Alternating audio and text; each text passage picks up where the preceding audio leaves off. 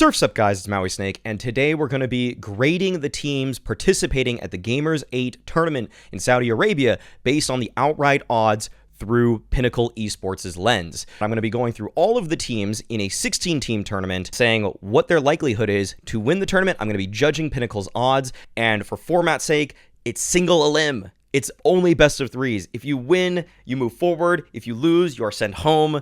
So every team, it's do or die every single match. There are going to be upsets. There is probably going to be a weird team that wins this all, because if you don't have a second chance, it's hard to just stay hot for 4 BO3s in a row. And that's all it takes for any of these teams who want to win the whole tournament. They have to win 4 BO3s, and then they get the lion's share of $1 million prize pool. They would walk away with $400,000, and who knows who could that be, but we're going to look at who it's likely to be. First thing is first, we're going to be looking at MIBR. They have the worst odds entering this tournament with 161x odds, and if you need a reminder for how outright odds work, if you bet a single dollar on MIBR to win the entire tournament, Pinnacle would pay you back out $161. This MIBR team has really not come to fruition whatsoever. Right now, they're working with Exit, BR Enizan, Insani, Drop, and Safe, and they're using some of the scraps from the Furia shuffle that happened between Drop and Safe, who I honestly believe are solid pieces, but to expect this team, who really hasn't accomplished all too much lately, really, they haven't really won much of anything, to be coming out on top,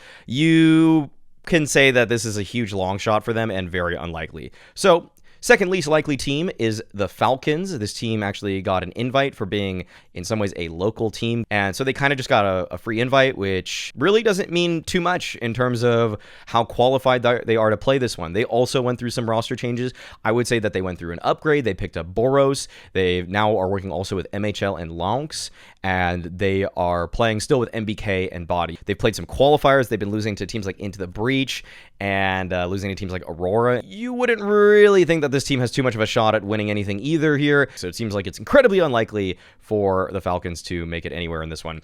Next up, Gamer Legion. Again, just such a long shot. Gamer Legion in some ways had a very serviceable performance at Cologne, where they were actually able to win a couple matches impressively enough. They were able to beat Fnatic, they were able to beat the Mongols, and then they barely lost out to Cloud9 in a best of 3. So there's a weird shot that this team could beat like an Apex, but for them to beat Heroic and what would likely be, say, like a Cloud9, ENCE, or Liquid after that, that just seems incredibly improbable. And again, their odds are very low because of that. Next up, we have 9.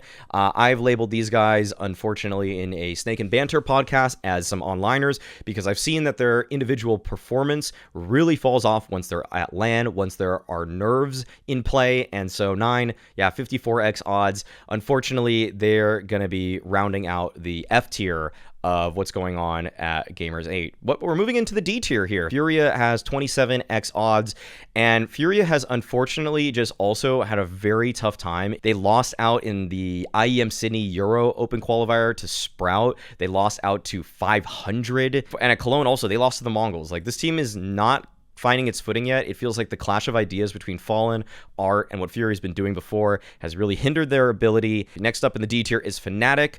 This team is not looking too great right now. Also, they could potentially become good. I don't think that the pieces are necessarily bad. Afro looks to be an upgrade over Nikodas, but I personally don't have too much faith in this team just yet. I feel like they actually kind of showed a little bit of honeymoon in terms of what they delivered at Cologne. To beat Cloud9, first of all, very difficult for them.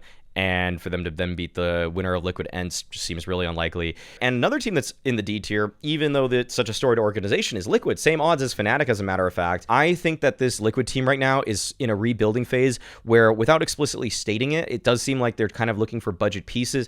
And to me, this is kind of like a long-form trial. Okay, let's see how good Rainwaker is. Let's see how good Patsy fits in. And let's see if we actually want to stick with Yukindar as our in-game leader. And so they're giving this team a lot of runway before CS2 comes out and before the upcoming major. And I think that before the upcoming major, this team is very likely to go for at least one more change. And so I'm not really too sold on this iteration of Liquid just yet. And I think that they have a ways to go before they do any real damage at any tournament. Tied for them also, in terms of betting odds, is Apex. I thought this team would be a little bit better than it showed to me at Cologne. I didn't think that Kakanito or Tsatsanito was too much of a downgrade over JL. I do think that JL is a better player, but I think that the system of Apex is what was most impressive to me when I was watching them actually at the Blast Major. And so I think that this team could in a way upset. Like, I think they could beat a team like Gamer Legion to start off. I think the chance that they beat Heroic is pretty low, but it's possible.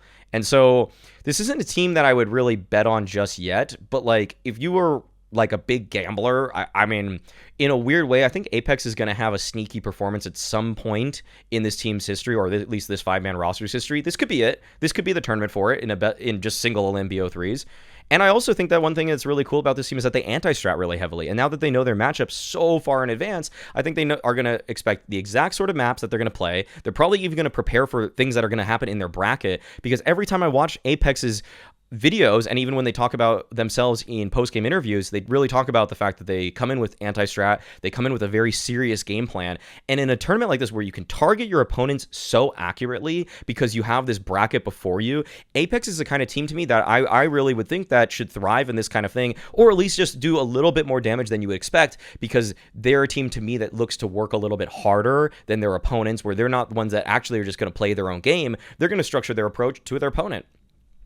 But that rounds out the D tier. We're moving into the C tier now. This is Virtus Pro. Virtus Pro, of course, is the same, pretty much similar Outsiders lineup that won the IEM Rio Major. I don't really know for certain what's going on with this team in terms of lineup. Like, they've kind of moved players around. I've heard some rumblings of potentially another roster change on the horizon for them. They did pick up Mirror in the stead of Chiron, who was also in the stead of Norbert.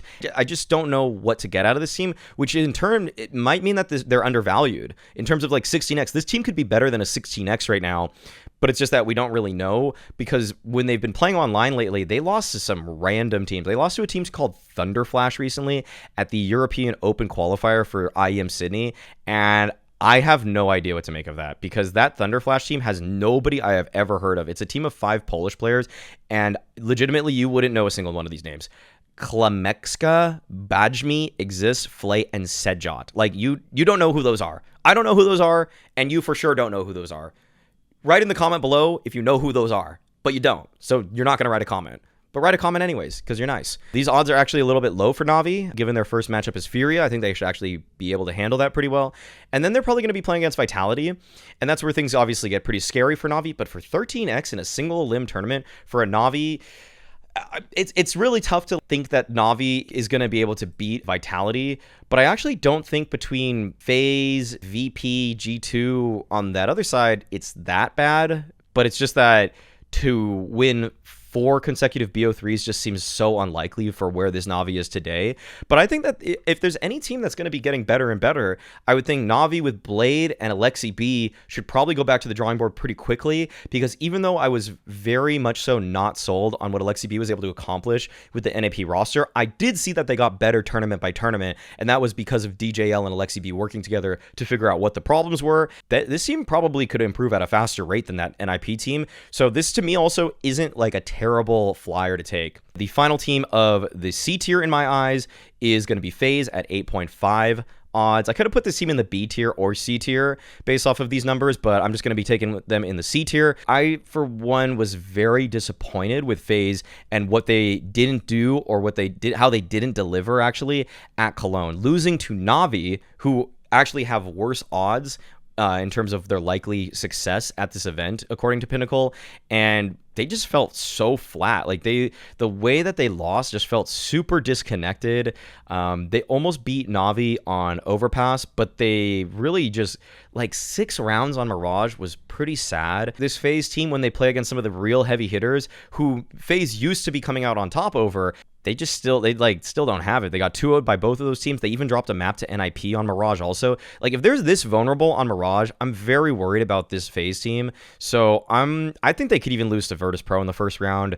And so I don't know where this team's at in terms of its headspace. And I feel like the last thing that's going to motivate this kind of FaZe team is a random event in Saudi Arabia that, sure, it has a huge prize pool, but in terms of prestige, I thought Prestige is one of the only things that wakes Kerrigan and Rain up in the morning, but it seems like even Prestige isn't necessarily going to actually get FaZe to their A-game level. Like, there's just a lot of warning signs for me with FaZe right now that just seems like they've been on the decline, and I don't know how they pick their spirits up. I just don't know where it comes from.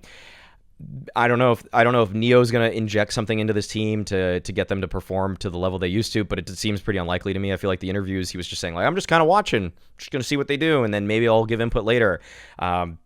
Real first-time coach gig for him, and I don't think that that's going to really help their cause. Okay, we're entering the B tier now, so we are getting into Cloud9, and this is a team that is, of course, one of my favorites. I think they have a lot of potential to be really scary across the board. It's just one of those things where we only saw them play Vitality in a BO3 with Axile once. The results that they had in the bracket stage or the group stage at Cologne was convincing enough for me that I think that the bones of this team are strong enough that they're going to be able to pop off in certain ways. But to even make it to the playoffs of Cologne when they didn't have Axile and they were using Buster made me very hopeful for their future. So for them to already get through to top 6 there makes me think that they're a top 6 team in the world. And if they're a top 6 team in the world and they have a lot of room to grow, then I could see them easily dispatching a Fnatic in their first round matchup. I could see them having the upset potential win over, say, an ENCE in the second round. And then against a team like Heroic, one, you don't even know if Heroic's going to be there because they might fall apart in this kind of environment, or they might actually just be able to beat them outright because their style is not really, I can't really tell you with certainty how their style is, because when you play with Buster instead of Axile, Buster's going to look to like make no mistakes. He's going to try to play back and more passive and just try not to ruin things for everybody else, whereas Axile is going to probably be a little bit more willing to take a fight here and there, and that could really change things up for them. So yeah, I think this Cloud9 team is actually, for bang for buck, I think that this team is a really good one. 6.93, because they're just still such an unknown quantity that they're going to be undervalued also. So that's kind of a cool flyer to take. The quote that Nico had after Cologne is, I don't care if we go to Riyadh and lose in groups the next event or even Pro League. Winning Katowice and Cologne is something that not many players have managed to achieve in 1 year at least. So I'm happy for the whole team and really proud. Yeah, I'm not sure if G2 is going to bring that same intensity, but I think that they're a team that's really scary, because if they get rolling and they beat a team like 9, then they beat a team like FaZe or VP, they might just feel themselves so much they might just go on to win this whole thing also. So G2 could win back-to-back events here very, very easily, but I'd still, compared to, based off of what Pinnacle's odds are, I would put them in the B tier here. Then we have ENCE tied for them. Also, they were finalists of Cologne. They were somewhat competitive with G2, so I think that ENCE, also their bracket run doesn't look that bad. They should beat Liquid, but I'm not sure about Cloud9. But if they beat Cloud9, I think ENCE could beat Heroic, as they have beaten them before in the group stage of Cologne, and then they could just win the whole tournament right there. Whoever comes out that other side of the bracket, it could be G2, and in a BO3, maybe things are a little bit different this time, or against a team like Vitality, I think that ENCE has proven that they could beat Vitality also. So this is a team that is oddly in the B, what I'm just labeling as B tier. Like, Pinnacle didn't make the tiers, by the way. I'm making the tiers based off of their numbers, and there's only 2 teams that are now in the A tier, and it's still a very slight jump up, but it is one for enough for me to distinguish between them, and that is Heroic here with 5.24 odds, and this is just a team that we know is very, very likely to make it deep at this. With there not being a crowd and it's not being as high pressure of an event in terms of prestige, I actually think that Heroic can play some of their better Counter-Strike. It was very interesting also in an interview I did with Shush in a post-game, where he was talking about they're trying to learn a style of Counter-Strike that makes them less vulnerable to teams that they think are a little bit more random. And what I think that means is that they're trying to rely on individual ability and defaults more, so that they can just kind of catch opponents' plays a little bit easier, as opposed to always running their own play. And then it's almost like high variance versus high variance. And even though Heroics are the masters of that style, I think they want to like develop their playbook just enough and their style out a bit, like just like branch it out just enough so that they have a second gear to shift into against a team, say like Falcons, Apex, and Gamer Legion, so that they could hopefully take down these first 2 rounds pretty convincingly. But I don't know if they're there yet. In fact, I don't think they're there yet. I don't think they're there yet, because, and that's also the reason in the last Pinnacle video when I was talking about just the playoffs, that I thought Heroic was the second most likely team to fail out of Cologne, and they did lose to Astralis in that first round of the playoffs, that is. And yeah, I don't know if they want to just go back to what worked for them before or what, but yeah, there we go. That's Heroic. And the final team that is probably, that you have to say is in the A+ tier, given the odds that Pinnacle gives them, are Vitality.